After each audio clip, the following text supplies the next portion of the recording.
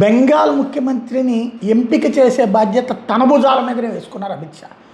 భారతీయ జనతా పార్టీలో ఓ రకంగా పేరుకి అధ్యక్షులుగా నడ్డా ఉన్నా, ఇప్పుడు నబీన్ ఉన్నా, నడిపించేది షానే.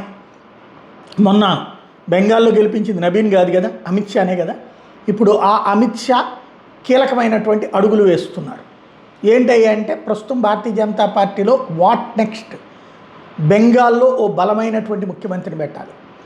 యోగి ఆదిత్యనాథ్ని ఆ రోజున ఎంపిక చేసింది అమిత్ షా, మోడీతో మాట్లాడి సెట్ చేసి. ఇప్పుడు అలాంటి ఓ బలమైనటువంటి ముఖ్యమంత్రిని అక్కడ ఎంపిక చేయాలి. సువేంద్ అధికారినా ఇంకొకళ్ళ అన్నటువంటి మాంజీ ఎవరైతే ఒరిస్సా ముఖ్యమంత్రిని సహా హెడ్గా, తనే ఒరిజినల్ పరిశీలకుడిగా బెంగాల్కి వెళ్ళబోతున్నారు. ముందు మాంజీ వెళ్ళి అందరూ అక్కడ గెలిచినటువంటి 206 మంది ఎమ్మెల్యేలతో మాట్లాడతారు. వాళ్ళ అభిప్రాయాలు తీసుకుంటారు. ముఖ్యమంత్రి ఎవరైతే బాగుంటుందని అభిప్రాయాలు తీసుకుంటారు. ఇది ప్రజాస్వామ్యబద్ధంగా ఆలోచిస్తున్నటువంటి పని.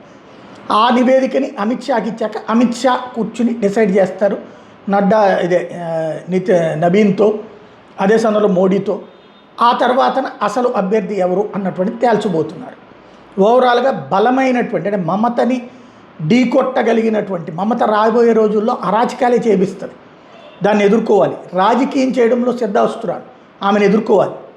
అలాంటి ముఖ్యమంత్రి సువేంద్ అధికారినా ఇంకెవరన్నా తెలుస్తారు. ఏం చేస్తారో చూడాలి.